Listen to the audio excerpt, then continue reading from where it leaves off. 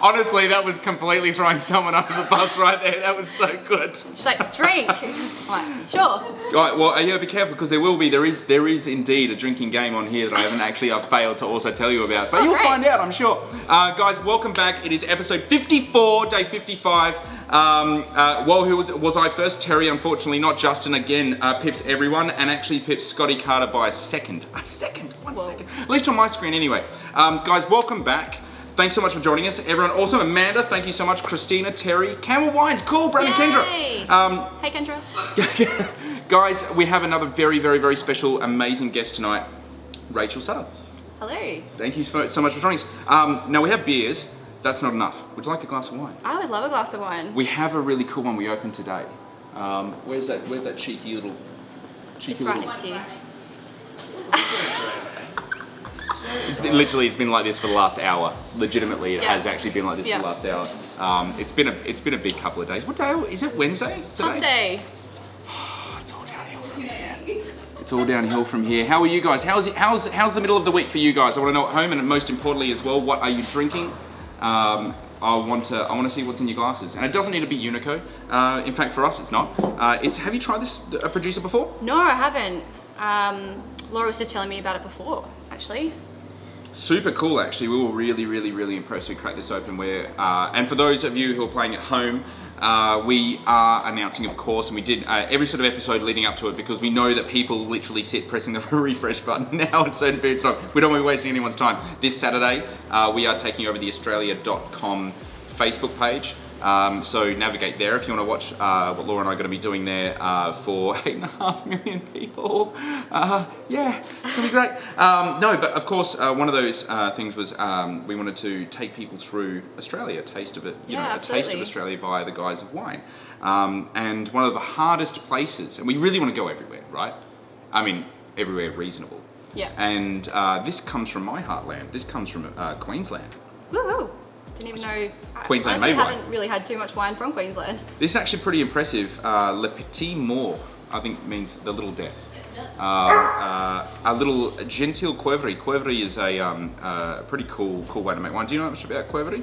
No, a little bit, but not enough to kind of talk about it confidently. Tell me more, Brendan. I'm just going to make it up. I'm just going to make it up. Cuivre, we're going to go, oh, this is good because we're going to get basic. So Cuivre, which is a very, very difficult to pronounce word, right here in the back here, if we can, is it gonna zoom in? Nah, it's not gonna play ball with me at the moment. Very frustrating. It's Q-V-E-V-R-I, or Cuivre. Basically, it's terracotta pots, amphora, that's buried in the ground. Yeah. Buried in the ground. So amphora typically is the word that will be utilised for amphora above ground, and this is underground. And 83 days on skins. And this guy, I'm pretty sure, is pretty hardcore when it's like no sulfur use and stuff like that. Yeah. I was pretty surprised to see just the quality of this, and I'm pretty confident saying it's pretty fresh and pure and pretty tasty. Yeah, absolutely. I want to know more, but the website doesn't really sort of give up too many details. But Le Petit Mort, M-O-R-T, Mort, definitely very cool one. But while we're settling into this, tell us about yourself. How did you get into wine? How I got into wine, my parents were very much into wine, so used to be involved in a lot of like wine clubs, and I was definitely given a little bit of a splash of Sauv Blanc from a young age. Oh wow! Thanks, Grandma. Yeah, right. It makes me feel really old because like Sauvignon Blanc wasn't even like a thing when I was young. It was still port. Yeah. I mean, port would probably be a bit more palatable, being a bit like sweeter, but you were just straight in there. I was straight in. Was it Australian Sauv? Do you remember? It was Shore & Smith. Oh wow! Well, probably would have been some like Marlborough in there as well, but yeah. What, in the Shore & Smith? No, I kid. Separate. Cool. So from there, obviously, you didn't take the typical path into wine. No, I didn't. I actually did an animal science degree, so I studied up at Roseworthy. It was a 3-year course, and I lived up at Roseworthy for 2 years, so it was the original college where they used to do the winemaking degree. Yeah. Finished that. I've worked on stations, learned how to drive a tractor, and worked on cattle stations up in Queensland and piggeries. Fuck, you're a badass! That's so cool! I suppose that's why I really did get into the whole winemaking side of it, leading on from uni, I actually did an honours degree in health science. So did a thesis in paediatrics and reproductive health. Couldn't find a job forever because everyone wants you to do, a PhD, which is like another 3 years of study. All this time I was supporting myself, like working in a hospitality job. Of course. So I suppose that's really where it launched me, working at the good old Warradale Hotel. So with so much, obviously, so much time being spent with, obviously with university, doing a thesis, in a completely like other sort of end of a completely different industry. Because I had a sort of similar thing. I started doing a law degree. Yeah. And again, supporting myself through by going to work at wine stores. Yeah. And I just woke up one day, I'm really looking forward to going to work, and I really hated going to uni. Yeah. Was it a similar story for you?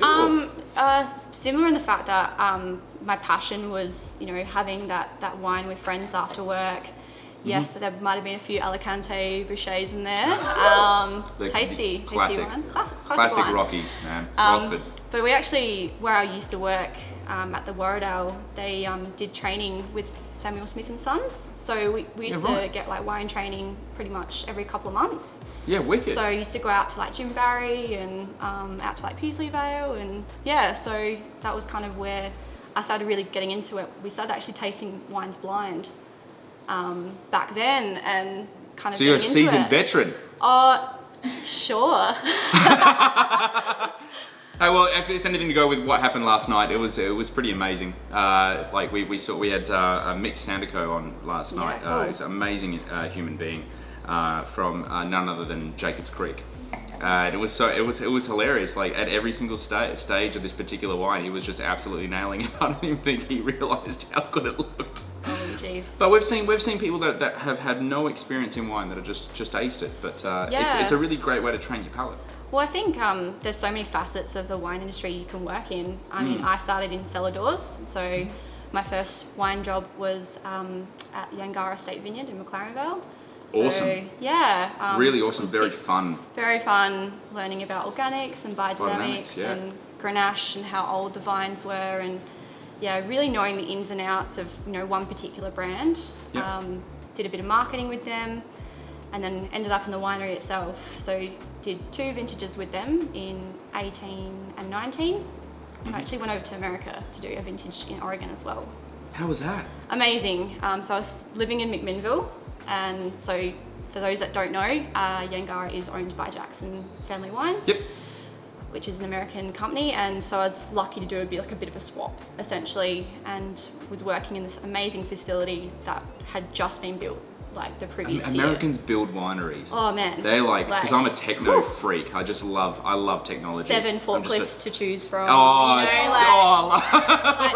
Picking your favourite forklift in the morning and being like, this is mine for the day. Oh, that is so good. Do I want an electric one? Do I want, it was great. Saying all the right things, Rachel. I miss driving forklifts. That's one thing I do miss. Right, driving a forklift definitely is some of the most amount of fun that I've ever had. Have you ever driven like a big 7-tonner? Oh yeah, we had the 7-tonner at Yangara. So we used to. You feel pretty boss driving those. It's pretty gnarly because you have to just jump into it. Yeah. You're like, ooh. Yeah, absolutely. Yeah. And you can just pick up really heavy shit. Yeah. And so picking up coffin bins, and tipping them, and I remember working at a place once, and I was driving around the 7-tonner, and this guy, it was like just a truck driver, who was just known. He was known for being a bit cheeky with the new guys. Yeah. And 100%. And it was so good. It was like just parked in the wrong spot and blocked off all the other trucks from coming in. And it was just like, we'll just see how the guy handles it. And he just walked off. He just went bush basically, because the winery was sort of like within. Basically, it was in the bush. It was like quite hidden. And we just picked the truck up. You picked the whole truck up? We just unloaded the fruit. You're like, this is not where I want this truck. Just picked the truck up, but we put it in like the worst scenario where he actually couldn't drive out. Oh no. It was so good. It was fantastic. No, I love, there was lots of, I suppose, more elderly gentlemen that would rock up with their trucks and do the old like cross the arms and lean up against the truck as they watch you unload, and I'm just like, Laura knows straight that in all and too out. well. Yeah. Seriously, Laura is great. the best forklift driver that I've ever seen. I love it. Seriously, it's like there's other people that drive the forklift, and then there's this ballerina. Yeah. That is just so precise, and it's like tipping gravy boats, and I was head press team in Oregon, so I used to have to tip all of the gravy boats into this like tiny little chute, and yeah, it was like the best. So obviously there's the controversial topic, but women in wine. Oh. You know, did you find it difficult in the cellar? No, not at all. I think you're expected to do the same amount of work. Like it's one of those things where, like we're still able to lift as much as any other person, and we never got questioned about it. It was expected that we're all treated the same, and I think that's where it should be. Like absolutely. Yeah. I don't want to be treated any differently just because I'm a woman. I don't think anyone absolutely. I don't think anyone will want to be treated differently. We noticed something quite. It was probably about. Was it last? It was last vintage. That was a full female winemaking team, a full female cellar team. No, sorry, the vintage prior to, and that wasn't because of waving a banner or anything like that. It was we interviewed a whole bunch of people, and the right people got the job. Yeah. And one thing that we didn't exactly expect. We haven't broken anything in the cellar. Ooh, touch wood. No, touch wood. Both people and equipment. Yeah. And there was something that we sort of realised with, typically in, at least the cellars I've had the pleasure of working in. Yeah. A lot of blokes would just go and pick something up and then just throw it somewhere else, and there's a real sort of lack of consideration over the equipment itself, but also themselves. So you know what, I reckon I can pick it up. That. Yeah, and then end up hurting themselves. Yeah. Whereas, typically it's, what we'll see in the cells, like, hey, do you reckon I can just grab a hand there? And so immediately the risk is pretty much eliminated of someone hurting themselves, and it's actually a really important thing, especially in that line of work. And so it's sort of like, as a baseline, that's how it should be. And it's helped us rejig our entire sort of business model and design of the workspace. And it can be a very dangerous place to work in if you don't do things right. Absolutely. You have to have protocols in place for a reason. So I remember prior to working at Jacobs Creek, and I did a vintage at the old JCs. It was sick. Actually taught me a lot. But the first 2 weeks is safety training. Yeah. First 2 weeks. Yeah, we're the same at Yangara. We had confined spaces and stuff. Confined space, forklift training, induction, how everything's would be done. I did admittedly burn myself on a barrel steamer my first vintage. That was not a fun time. Everyone had to wear aprons from then on, so I was like, sorry guys. Sorry. But it makes people look so much more romantic when you've got like an apron on in a cellar. I I fermented once and then everything got illustrated. Yeah. Well, that's actually a bit of a story there, isn't it, Laura? Something about a certain Henschke wine that you fell into and then ended up getting 100 points on. Hey, essence of Laura and Henschke wine. Adds extra body. Oh, dang. It was graceful. Jesse S. Camelfield, Rach Sculler beer. Oh. No, it's not. Just got my housemate yelling at me to scull beer. Christina Grins tried that at the Young Gun and Wine last year. What did you think? Actually, I'm a massive fan. I'm very, very, very impressed with this, the quality, and it's hard to find, respectfully. And we have found some gems out of Queensland, and I think it really is to do with, the right sort of hand at making it, but also the right viticulture. I think the viticulture in Queensland is fascinating to me.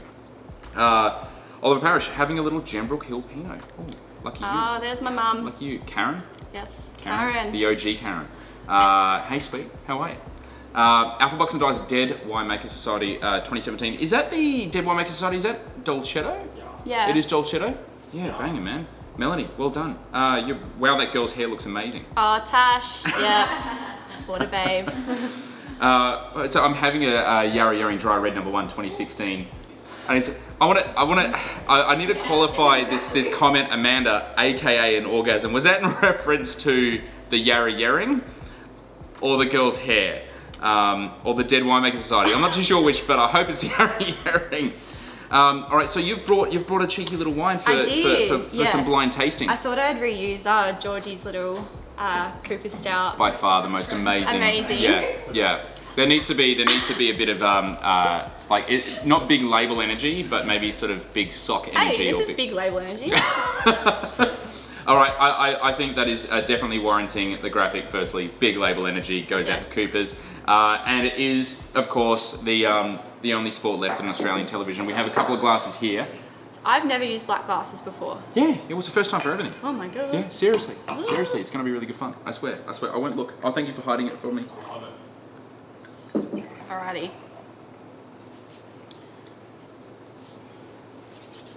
I'm hoping this is going to trip you up. It's going to trip me up? I think, oh no. Oh, yeah, wow. Okay. Yeah. Okay. Okay. All right, okay. So, from your time at university to Yangara, and right now working for one of the most respected, if not the most respected, independent retailers, definitely in South Australia, if not in the country. How's that journey work?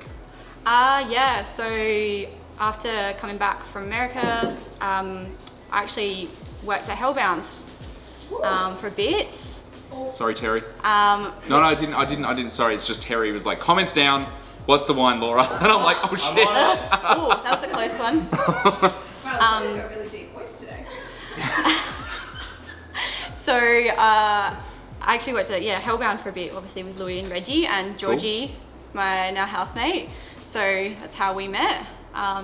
Worked at Sharon Smith for a bit, and then found my feet at East End Cellars. And what's it like? It's great. It's so different from working in cellar doors. Cellar doors, you have such a knowledge of one brand that you can talk to someone about for 40 minutes, 50 minutes, forever. You know the ins and outs of it. These 7 products so intimately, and then you go into working in a retail store where you've got thousands of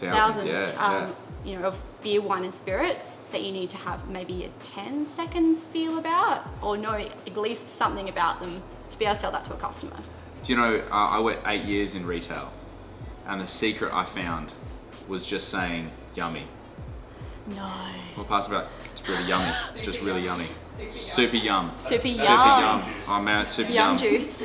Yeah, yum juice. Yeah, seriously. Neck level yum juice. Seriously, sells bottles. Yeah. Something about red fruit being savoury, or it being a dry rosé. Just beautifully confected, just dry rosé. That's right. Yeah, Alicante really phrase. get a number on themselves, I think. Is it still made? Yeah, we sell it. I probably have at least 10 phone calls a week about Jesus. Alicante. How do you reckon they created that? Like, how did they created the aura of Alicante Boucher? Like, I need like an IT crowd, automatic answer. 100 gram a litre rosé residual. That's amazing. It's one of the most amazing grape varieties. Yeah. I'm so surprised. It's classic. Oh, totally classic. And as a bone dry red, seriously, it's next level. It's a Tinturia grape variety. It's one of the handful of red grape varieties that have red flesh. Yep. To see it in a rosé would be fantastic. To see it dry, actually, have they ever done that? Do you guys know or any of y'all know if Rockfords have ever just decided to be like, look, we've got Alicante Boucher, and we've got the dry version. We just thought we'd do a bit of like innovation, market testing. I don't think it's obviously worked very well because they haven't seen any other rosé from Rockford. No, this one's just working so well. Don't rock the boat. Definitely don't rock the boat. Don't mess with the original. All right. So let's have a go at this. Old world. Well, first I'm going to say it's red wine. Oh well, that's yes. People are swirling it in the background, so I'm pretty sure you'd know if it's a white is that the same or a wine? red. Oh yeah, wow, okay. No, legit, I just smelt it. You can sort of tell from the smell, and that's something that at least 54 days in now. Yeah. It is one of those weird things that you can smell it and you're like very, very rarely do I actually need to now taste the wine. It's like I'm becoming this smelling savant. It's like, all I need to do is smell it, it's like, it's red. It's red. It's red.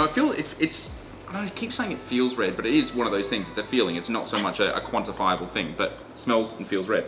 Okay. Smells like red. It's gonna have a real think about it. Oh, it's New World. Correct. That's actually quite difficult as well. Yeah. It's actually really quite difficult with this wine because it could have easily been older. Hey. All right. Is this from France, Australia, or America? But it's New World. How can it be from France? Well, yeah, okay. You could like go outside of the... It's from Australia though. No. Oh, What wow. yeah. It's from America. Wow, okay. Cool. Yeah, right, okay. Yeah. Is this from Washington, California, or Oregon? Oh, Washington, California, or Oregon? Yeah, okay.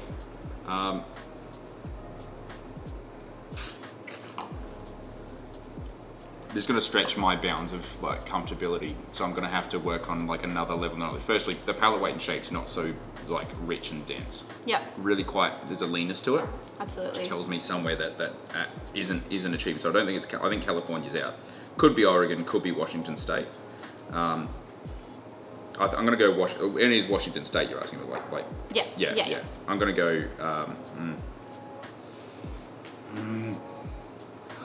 It's just.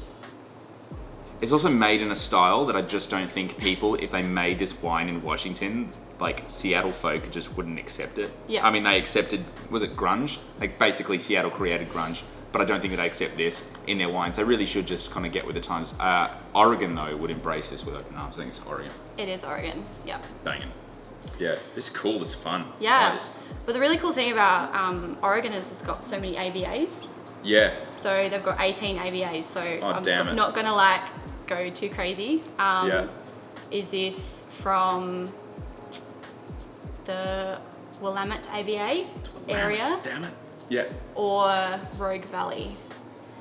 I don't know. I don't know at that level. Like, really but I'm gonna easy. go Willamette because it's the only one that I actually do. I'm very familiar with. Yeah. So this is from Chehalem Mountains, which is like northwest of Portland. So this is actually. What do you think the variety is? I think the variety is Pinot Noir. To be honest, no, it's not. Girl. I think we need to put this in a glass because I think you need to see the colour. I still think it's Pinot. I think it's early picked Pinot. It is not Pinot. Try again. Really? You'll kick yourself, man. I'm gonna kick myself. I'm sure I am. I reckon it says Syrah Viognier. Oh, that explains it. It's like dusty and super. Yeah, so this Actually, it is. It totally is. Yeah. Yeah. Wow. So this is from a winemaker called was Beckham Estates. He started off as a potter and bought this like beautiful little property in Oregon. His wife convinced him to like put some vineyards in, and he started making his own amphora. So he does this wine in amphora. So it's a Shiraz Viognier 2016. Yeah, and I love his wines. Got a Pinot, got a Grenache, got this wine because they were like baller, so delicious. That is amazing. I really like this though. This is. Oh. I'm sure if it's gonna. I brought it back from America. For Yes. personal consumption, not for resale. Get it through that customs. Yeah. That's fantastic. How do you make them? And amphora as well. Yeah, amphora. Yeah. So same as the. Same as the white. Petit More. Well, we've got a bit of a thing going on, bit of a thread going on here. I like it. Yeah. That's amazing. Very fun wine. That's really quite bright. It's super lifted. It's very pretty for like, and a bit funky as well, which I like about it. Not too much. Like it's like it's Goldilocks. Yeah. It's Goldilocks level of funk. You know, it's just good enough. I haven't had like this is the thing, like we don't see a lot of American like great American wine actually brought out to Australia. We do see a little bit in the shop, so we do have a little bit of Oregon and American wine, but I mean, from really small producers though. Yeah, like Elk Cove and Cool. a couple of bits and pieces, but Who's a really cool guy down in San Francisco? Starts with B. This is literally how today's starts been, with right? B, sounds Sounds like I don't want to say Bray. It's not Bray. No. It's fantastic wine. Come on, guys. Oliver. Where is Oliver? Really cool San Francisco producer. Starts with B. Wine quiz night. So let's jumping straight to the comments. We've got a couple of Lepetimo is an expression which means the brief loss or weakening of consciousness, and in modern usage refers specifically to the sensation. That's what she was talking about with the orgasm. Post-orgasm is likened to death. Okay. Thank you so much for qualifying that, Amanda. Because out of context, context is everything. Yo, Rachel from Sean Lau. Sean. There's a dash of Alicante Boucher in one of Rockford's red blends, Frugal Farmer. Oh, yeah, that's actually a really tasty one. That was one of my favourite ones. Chow, my mother's decided to chime in, so we have both Karen and Kerry chiming in. Play the player, Bren. Context. Brett Levy, love Applewood. Love you. Brock Cellars. Come on, Brock Cellars. It was. Wait, did Laura say that? I'm so sorry, Laura. I couldn't hear you over the sound of how awesome I'm not. So not entirely sure they're San Francisco, but awesome Natty Kelly producer. My pleasure, or your pleasure. Amanda, you're just like so awesome. You're awesome. On the pulse. Now we can't let you walk away from here opening this wine and doing blind tasting. Oh god, here we go. And having me exceptionally screwed up. But hey, it was a pretty hard, I would have been very surprised if you picked this exact one.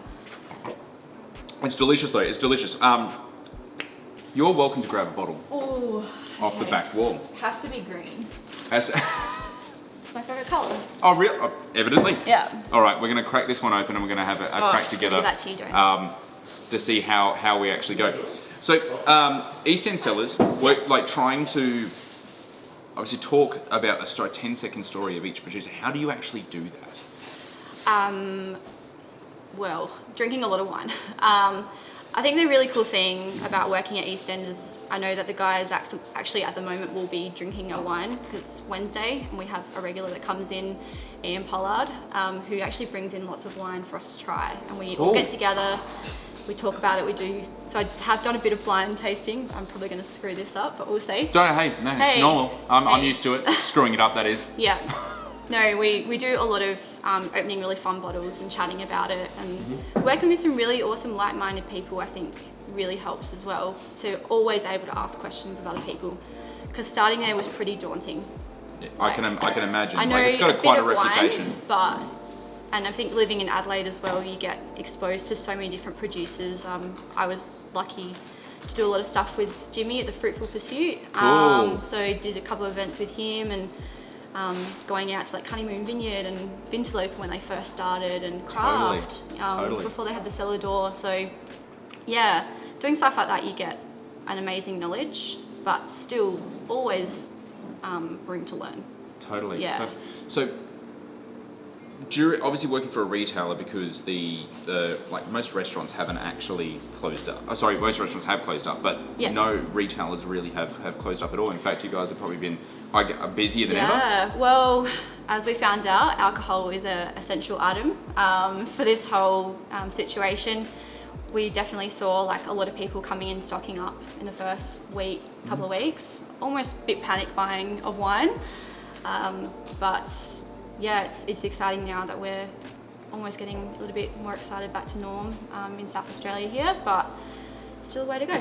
So with the relaxation of rules recently with obviously outdoor dining and stuff like that, you guys are obviously prepping for opening up? Oh, the wine lists have been written, the menus have been written, yes. Oh really? So you guys are really quite a fair way along. We've actually already booked in, we're hoping to book in some masterclasses. So yeah, it's just trying to work out logistics with, obviously in line with the government, what they're going to bring out. So yeah, but we've got stuff ready to go. It's what did you guys do during when COVID hit? We definitely went into some big sales online, so Burgundy sales. Obviously you're sitting on that stock, you're holding that stock, and no longer going to have people coming in. And you also probably, I guess, East End in general didn't have the confidence that, hey, are you actually going to be open? Are you actually going to be... We were open the whole time, and then definitely it was, in the beginning, a lot of people were reluctant to come in. And we totally got that. Because we Do you have to wear gloves at work? No, but Masks we or anything? Had the whole sort of thing, hand sanitizer everywhere. Crosses on the ground and stuff? Yeah, cross on the ground. Right. Yeah, wow. and we had some amazing people and distilleries come through and supply us with a lot of the gin tails, like sprays. Yeah. So like Imperial Distilling drops them off. And cool. Yeah, so that's been awesome. But yeah, being so vigilant. Yeah. What can you do? You want to keep customers like very confident and comfortable. Yeah. With obviously everything that you're doing. It was that fine line. How good are James's events? Done a couple in Brizzy. The pajama wine thing that are running at the moment is really cool too. Yes. And I think that started, I think maybe last week, perhaps. They've been doing it for a bit, yeah. Thank you for. People are going to get annoyed. It's been a while since people have seen Corky. So Corky McCorkface is coming out. Yes, Terry, I've said the C word a couple of times. This one's for you. Ooh. All right. And the guys out at Camel Wines, we need some Eastern cheese platters in our life. Yes. Yes. Oh my God. There are things. We should do a list. They are back. I think we should do a list of things that we want to consume. That Exeter first beer. But the end of the keg. Oh yeah. The end of the keg. End of the keg. But it's going to be... the lines are going to be so pristine. It's going to be disgusting. It won't taste All right. the same. Sharon Coles, I miss the East End toasties. The worst thing about moving away is not Toasties being are able back. to eat those in the sun on a weekend afternoon. I reckon we're going to be descending like onto East End. I think we'll just descend onto Adelaide. And this is the thing, because like, I haven't been down to the city. I'm a hillbilly. Yeah, I live up yeah. here. I every night I Yeah. drink up here. In your little bubble up in the hills. My little Adelaide Hillsbilly. That's what they call me. So I don't know what's going on down down in the city. Yeah. Is it completely dead? Is it like when you do you know you what? walk around and it's eerie, or The is first it? couple of weeks were very interesting. I actually had I caught people stealing the back wheel off my bike after work at 5 p.m. in the afternoon on a Monday. What do? You yell at them? Just yell at them? I was in shock. I was just like, what? What are you doing on my bike? Things like that were happening. So we were having to put our bikes inside. Now people are getting so much more, friendly and confident, and there's a lot more people around. Obviously with outdoor dining now, able to sit outside and enjoy a coffee in a proper cup and not takeaway. Sorry, wine.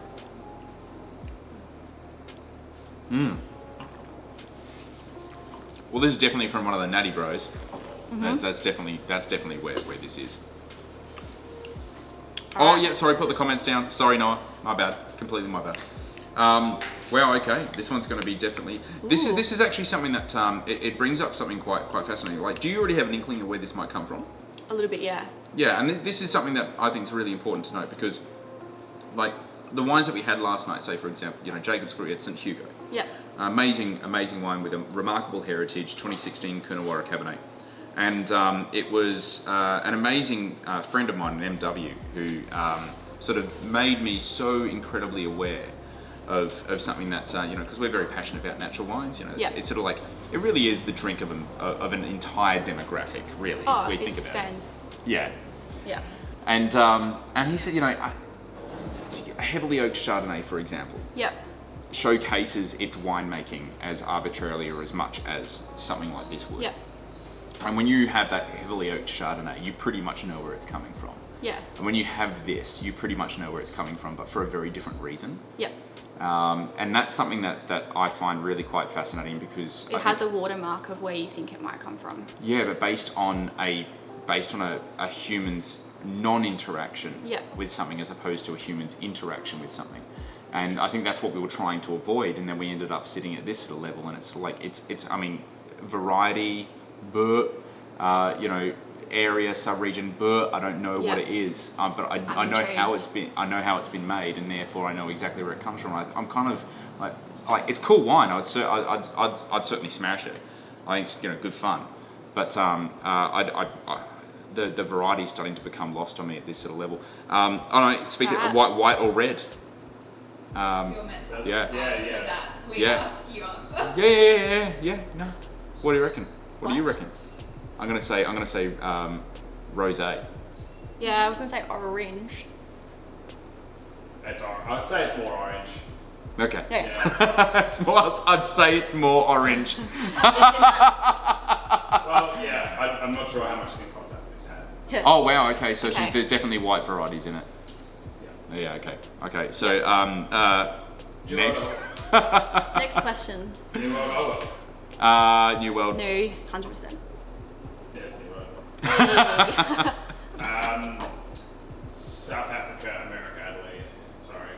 South Africa, America, South Africa, Australia. America, Adelaide. Adelaide. It's from the fucking Adelaide Hills. Let's just skip ahead. We all know where. It's the Adelaide Hills. Yeah. It's Adelaide Hills. Yeah, Like yeah. this is the thing. Yeah. Like there is such a concentration of producers that are making wine like this, and this is definitely a zero ads, pet natty style. Pet nat. There's no frizzante. Yeah, I got it. No, it's not a pet nat. It's just a zero ad style. Okay. Okay. Do you mean like the crown seal style? Maybe? No. Honestly, I thought it was a really flat pet nat. There's just so much yeast contact on it that I'm just like, it's like we intended this to be, but it didn't. Never took it. It's super. I actually reckon it's pretty low in alcohol too. It's been like peaked very, very early. Pretty well. Yeah. I said I drink bucket loads of the stuff, but I prefer it not in a glass like this. I prefer it in a tumbler. Yeah, straight out freezer. Yeah. Straight out of the freezer. Just go variety. No, I'm talking like this sort of stuff. Oh, I'm talking like like water glass style. Yeah, this is like I think this is sort of like in my mind this is how these wines should be consumed. Rounded versus square. Yeah, this is like real scientific test right now. Yeah, I like drinking. I know it sounds really weird because like I put myself out there. So much time in Italy then. Just yeah, exactly right. Yeah, no, it's an Italian Spanish thing, isn't it? I just like drinking wine in tumblers, just because I'm a classy. Anyway. Variety. Variety. Back to the game. Sauvignon, Riesling, Chardonnay. Is it a single variety? It's a single variety. According to the label. I would go Sauvignon. I'm gonna Sauvignon on this. It's Riesling. Ooh. It's a very okay. Sauvignon tasting Riesling. Yeah. I'll take that. I wouldn't even pick. So Riesling typically, when you leave it on skins for a while, goes really bergamoty, Yeah. and really sharp, and it's really quite appealing. Producers like Architects of Wine have done this before. That it's like really quite remarkable. One of the nicer styles in that sort of. There would be no planet that I'd pick this as Riesling, not even Mars. Yeah, definitely Sauvignon though. It's a really good Sauvignon. But it's Riesling. I know. This is the thing. It's like believe it to be a different. I know. I can't believe it's not Sauvignon. Well, how can we give people thoughts and prayers? And like this, it's not going to work on this occasion. I think this is a great Sauvignon that could have been a pet nat but wasn't, and it's made by one of the really cool kids up in Adelaide Hills. The prayers don't work. Yeah, maybe. Old prayers, dank wine. All right. Do you want to have a stab at producer? Cool. Or, Do you want to have a stab at vintage first? Yeah. 2018? 19. You reckon he's younger? You reckon he's fresh? Feels like he's got some age. Yeah, okay. Okay. Yeah, that makes sense. And producer? Jesus Stab him. Christ. I'm trying to think who produces Riesling in the hills in that style. You mean Sauvignon? Sauvignon. Is it Riesling or Sauvignon? No. I was like, no, it's Riesling. Yeah, I know. It's Riesling, but Stop confusing Riesling in me. this style, like I've only ever really seen Architects of Wine, and it's Adelaide Hills Riesling. It's Adelaide Hills fruit. Riesling. Wow. I'm trying to get like Georgie to do a Morse Like code. a Just Blink for- telepathy. in terms of producers of, Do you want options? Yes, please. yeah. Let's go Architects of Wine, Gentlefolk, Travis Townsend. Of course it's Travis. Travis. Of course it's Yeah, Travis. yeah. That's why you said Wow. crown seal. Yeah, wow. Yeah. I was laughing so much. Yeah, the whole time. Have we had this befefore? No, you've had something. You had a different. Oppa, watch out.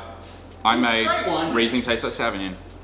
This is actually really cool. I mean, pretty cool. And we've seen a number of these wines actually on the show so far, and they've actually also really surprised us. Still, like I said, I want to drink it out of this.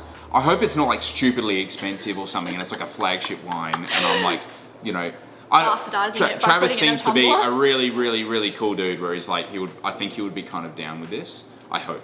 I really hope, Travis, if you're watching. Yeah. I really like drinking this wine out of a tumbler. I don't think it's not like I'm saying the wine's shit. I'm saying the wine's fucking delicious. Yeah, I just it want is to drink it out of this delicious. because I want to drink it. I don't want to like pontificate and try to like smell it and stuff like that. What's up? It's $54 retail. It's $54 retail. Well, I'm a baller tonight. So, Budget. It's definitely. I mean, I want to know as well whether or not this is current release. Can someone let us know whether like? I'm finding it. Yeah. I want to know whether it's current release because I think after a couple of years, I'm not too sure with these sort of wines because I'm not sure like if in a couple of years these are actually going to start looking amazing, or they're just going to go off a Whether cliff. they've got the legs or not.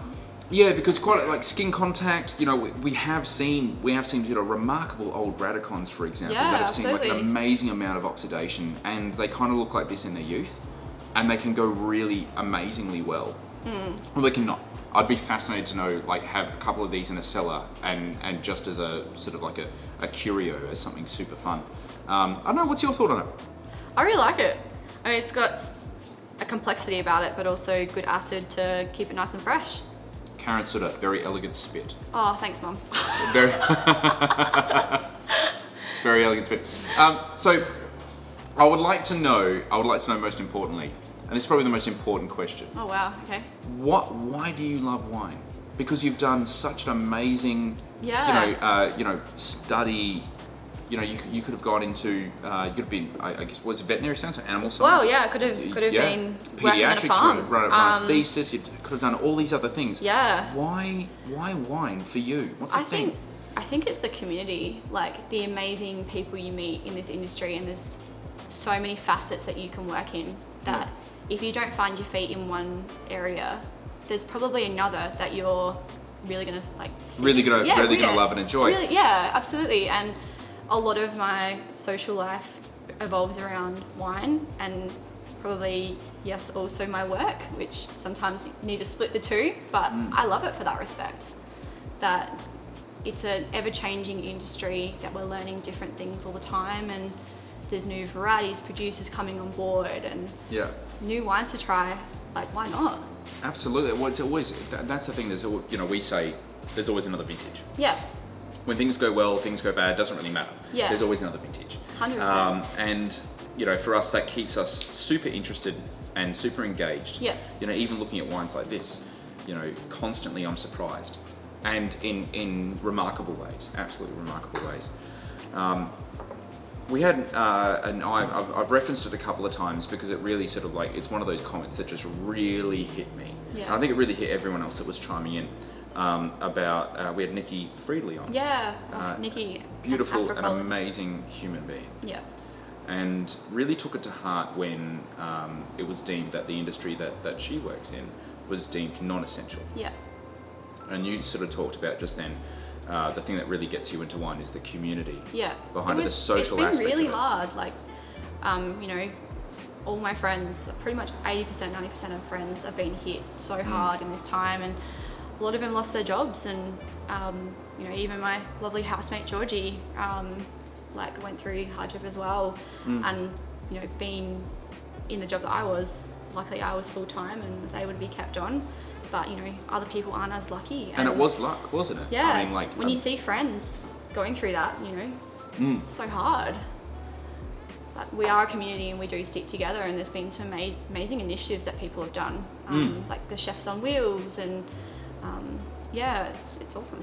So a really good friend of mine started up an amazing initiative called Keep Our Venues Alive. Yep. And we had to do some sort of filming and stuff for it this week, talking about the things that we've seen from the industry that have been amazing, because there's been and that's why we started this whole show called the Happy Hour. Yeah. Because we wanted to showcase, we'd seen always you see the worst in human society during these things, but sometimes you actually see the things that kind of put a smile on your face that make you kind of go, actually, we're going to be okay. We're actually going to be okay. What's the things that you've seen out of this that you're just like, this is pretty cool that we're seeing? Ooh, I think a lot of friends, how they've changed what they do to kind of, I suppose, find different ways of running their businesses, like the Big Easy Drinks guys at the Stag, and people just changing their business to work with the kind of things that we're having to deal with. Trying to think of an actual example, but... Well, do you think people are going to be staying at home more often? Look, now there's obviously we saw with the advent of things like Uber Eats, which has really sort of obliterated a number of restaurants, and then there are other restaurants that have actually done really well with it. Yeah. Now we've got this sort of behaviour built into us that we can actually sit at home and have some of the most amazing drinks dropped off to us. And it's not just that way. And East End Cellars indeed have been the purveyors of some of the most amazingly exciting wines that you can actually get delivered to you. Definitely. And now we're seeing the likes of like Lee Street Wine Room are doing something really cool, and we're seeing obviously Big Easy Drinks are doing something really cool. There's just so much amazing offerings available to people. Yeah. So, and this is just in Adelaide. Like we're seeing this in every city in Australia. Is there going to be a rejig of like a further rejig of like retailers models? I don't know. I think it'll be interesting to see like post COVID whether we are going to see these businesses still running in the way they are now, whether we're still going to want that gourmet takeaway or not. I reckon we are. We do love their takeaway and watching things at home. Like we don't always have to go out, but I think we just miss hanging out with one another more than anything. Totally. Sharing a meal together, sharing wine together, that's what we're missing. There was a relatively similar, I mean, I'm sure you might have heard that in Japan, natural wine is it's massive. It's massive. But it never was. It never was. And this is something interesting. I sort of was talking to someone, a really good friend of mine, about this the other day. When the nuclear disaster happened, there was rolling blackouts all through the town because, well, I mean, the big nuclear power plant went kaboom and like no bueno, and so like we have no power, and they had to roll all the blackouts through the whole main island, and that meant a lot of restaurants had to shut down, and a lot of people had to basically stay at home. There was like curfews at night all through Tokyo. And of course, with all the surrounding media talking about things like, it's nuclear stuff, there's nuclear meltdown, tidal wave stuff, and it's like, a lot of people are very concerned about the quality of the food that goes into their bodies. It's a big part of Shinto rules, it's a big part of the rules there and laws that they're brought up with. And if you've had a chance to roll around Japan's one of the most fun places ever to dine out, because that's literally how they dine on a daily basis. They don't really cook at home. Yeah. In fact, their homes aren't big enough to. Tiny kitchens. Well, you can buy a house. You can buy apartments there. Not a house. Definitely can't buy a house there unless you're a baller. But you can buy apartments there with no kitchen at all. Yeah. Because it is just so cheap to eat out, and it's just a thing that's constantly done. Yeah. And of course, with rolling blackouts, these people are in a lot of strife, and they had the same sort of thing where it's like, we really just miss other people's company, the company that would have on a daily basis. Yeah. So they started knocking on doors of restaurants, because people often lived at the restaurant. Yep. Knocking on doors saying, hey, look, we need some fucking wine. Can we have some wine, please? And actually buying wine from the restaurant to take home, and then calling up their friends going, hey, look, it is going to be horrendously cramped, it's going to be horrendously uncomfortable, but please let us try to actually just meet and cook a meal together and just enjoy each other's company. Yeah. And all of these restaurants, and it happened en masse, and so suddenly retail became a thing. Yeah. Where it wasn't before, and natural wine became a thing where it wasn't before, because and it happened and coalesced all at the exact same time. What do you reckon is going to happen here, where we all just miss catching up with people? Are we going to be changing the way we catch up with people? We're going to I think there's going to be a Beermageddon, like 100%. The first time where I would have that beer at a pub. Did you say Beermageddon? Beermageddon. Beermageddon. We're gonna have a graphic made up for Beermageddon, because I reckon there's definitely gonna be something like that. It's coming. It's definitely coming. Yeah. And I reckon it's gonna be some sort of. We are gonna be reviewing a shit wine invention that I feel is going to be utilised. Actually. Yeah, we were looking at it before. I'm not going to tell you what it is, but because it's going to be a surprise. It's coming from America. It is a new invention. I'm going to get my house. It's like, it is something that I think everyone actually needs, because I feel this is actually going to be warranted for the closing up of COVID. Oliver Parish, we've got some 03 Radicons kicking around in the cellar. I really want to crack one open sometime soon. That's pretty amazing. That is genuinely like very amazing. I had an 03 Radicon actually at my Bucks party. Oof. A while ago. It was a while ago. 2018 is the current release. Usually extended time on lease and tame 2018 is 14 months. That's amazing. That is amazing. because I know Travis is very, very particular about sulfur additions, and I think avoiding them completely. Yeah. Pretty confident saying that as well. Congratulations on 54 episodes, guys. Still entertaining, fresh, uplifting, and interesting. Great guests playing a big part in that. Bravo. Thank you so much, Katie. And that would not be without amazing efforts from our team as well, and particularly Amanda and I do have to say thank you to Katie for these. I know lovely for the earrings. Yes. And they have been commented on by, I believe, your mother and a few other people Yes. as well. That So, was yeah. very humbled to see the House of Your Days, our favourite impromptu disco wine, now adorning the ears of yeah. Lovely Katie Spain. Yeah.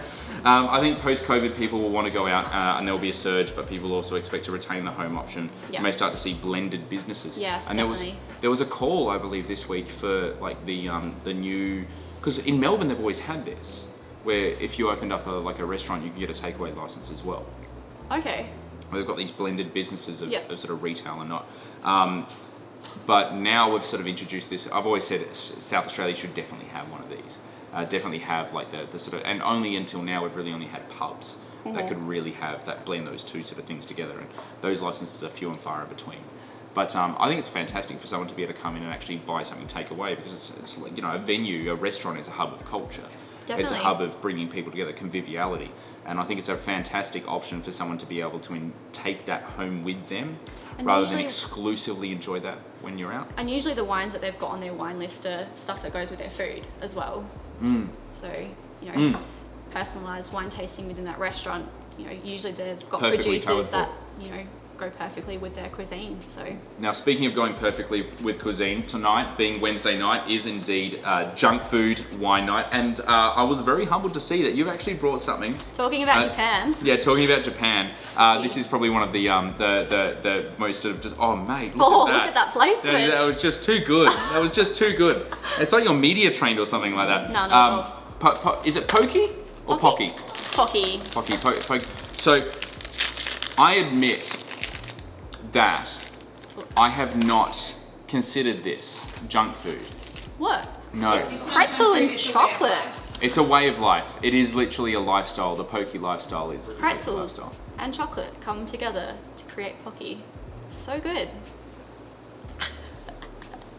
This is. Did you have? So I know Richard's sitting over here. Richard lives with a bunch of celiacs that I assume cannot actually eat these. But they did spend how many years in Japan? 4 years. Do you have your fair share of these? 4 years. All like crazy flavors. See, it is that a you should lifestyle. come It is a lifestyle. There's some good flavors. Both sweet and sour. Sorry, Sour? sweet and salty. Sorry, sweet and salty. Number one for you. Oh my god, no way, pokey from Yuko. Yuko, is it pronounced pokey or pocky? I want to know.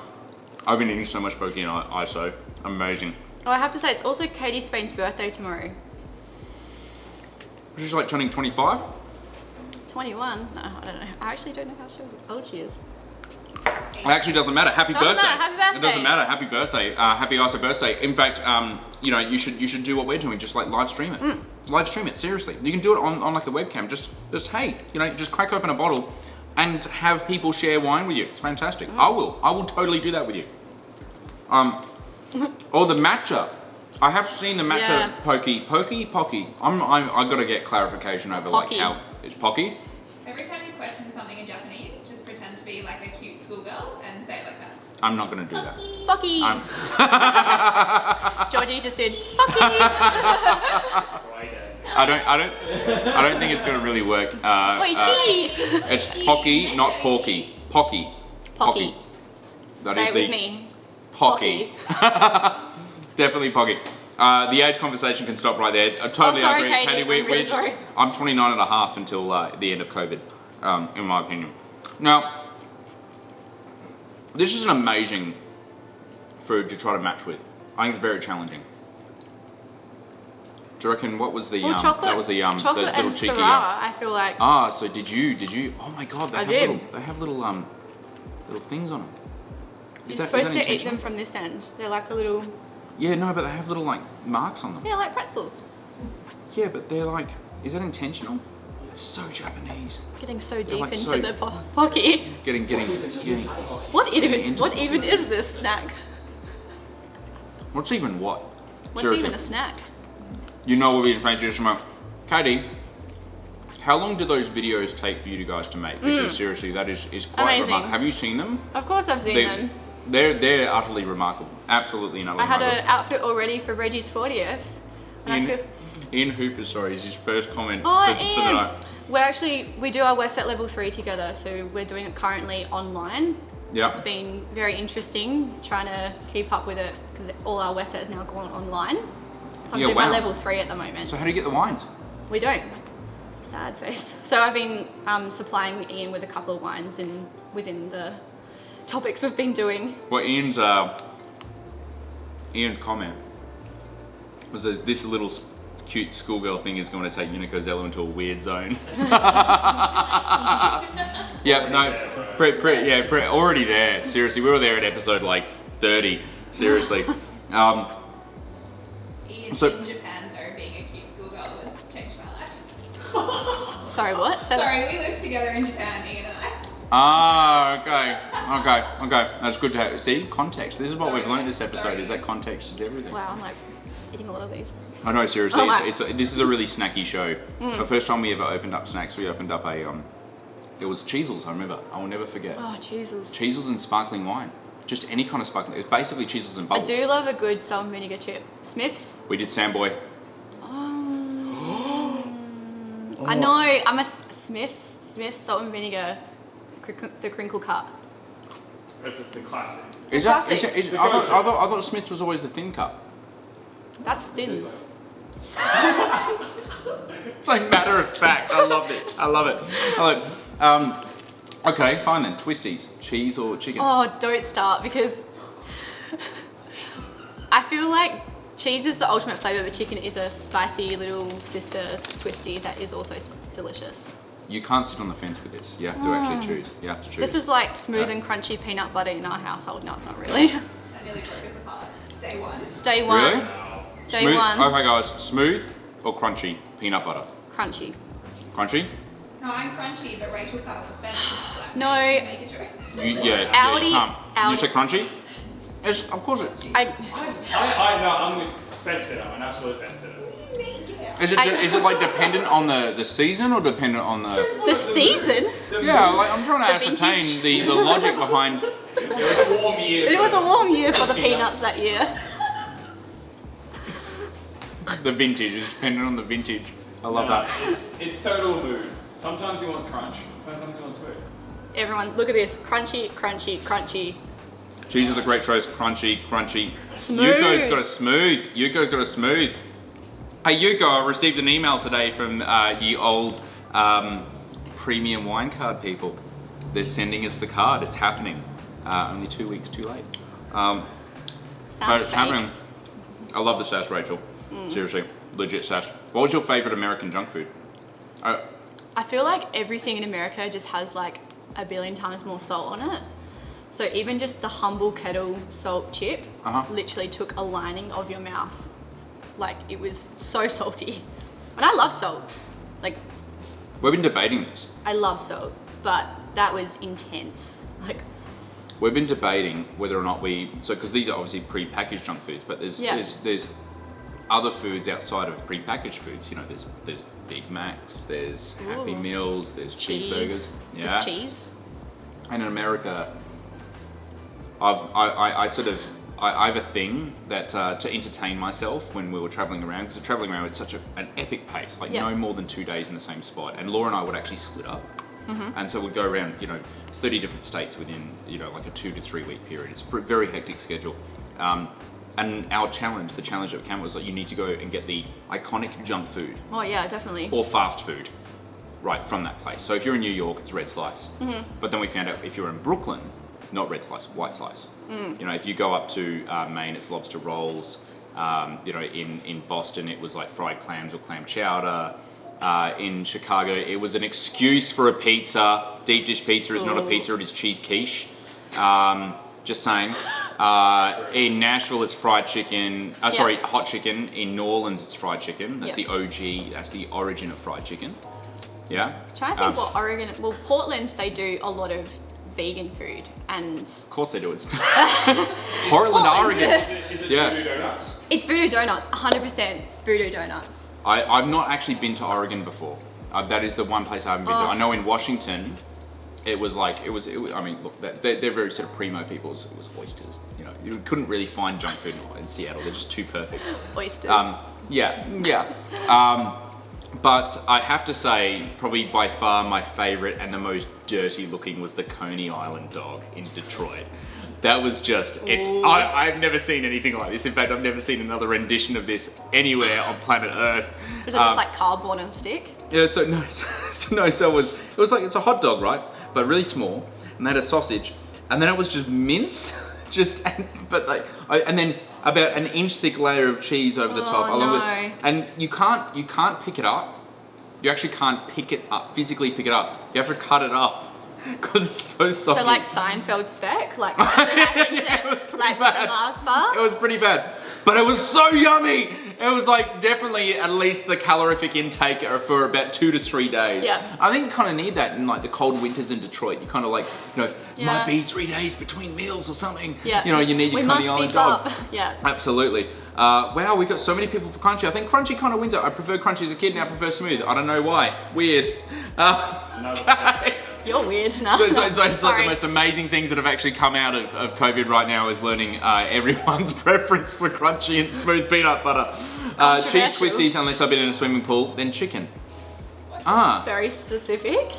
Unless I've been in a swimming pool. As in drinking swimming pool water, that's disgusting. But I mean, like, if you've been in a swimming pool, is that like a nostalgic thing, like you used to like as a kid? Half and half, another fence sitter. Come on, Sean, man. Like, you gotta commit, man. You gotta commit. We need to do polls on this. Surely to be a Facebook feature. Yes, I think Facebook Live should have the option for a quick little a poll. Yep. Cheeky poll. I think it does actually. I actually do think it does.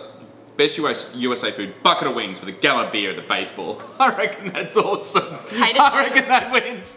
That's so good. But tater tots. Oh. Or potato gems, as they are. So that is what they are, because I saw tater tots once. Potato gems. It is potato gems, right? Yeah, potato gems are the superior, like, are they superior to a hash brown? Yes! Potato gems are splitting hairs here. No, because it maximizes the crunch to feel, yes, it maximizes the crunch ratio. Brisket in Texas, which one? Is it pork or beef. What's beef? It must be beef, it's brisket cut. Pork, it's beef. Olive Parish, yes, Voodoo Donuts, so good. I could live in Paul and Easy. Oh man, you guys are so good. But we are definitely going to start running over time. Guys, thank you so much for chiming in. Thank you for I'm really interested in the polling feature. I feel like we need a polling, especially with junk food, because I feel it could be very polarizing. And I've definitely had way too much to drink. Anyway, guys, thank you so much. Episode 50. We'll be back tomorrow, same time, episode 55. Have an amazing guest. We're going to be doing the Unico & Co. pack tasting with Gareth Belton. Yeah, from Gentlefolk. Of course, his lovely wine has adorned our recent Unico & Co. pack, so we thought we'd actually taste through it with him and actually learn a little bit more about the wine. But Rachel, thank you so much. Oh, thank you for having me. It was so cool to have you on. And we will see you actually at East End. Cheese boards. Yeah. Ready toasties. Now. Oh, toasties.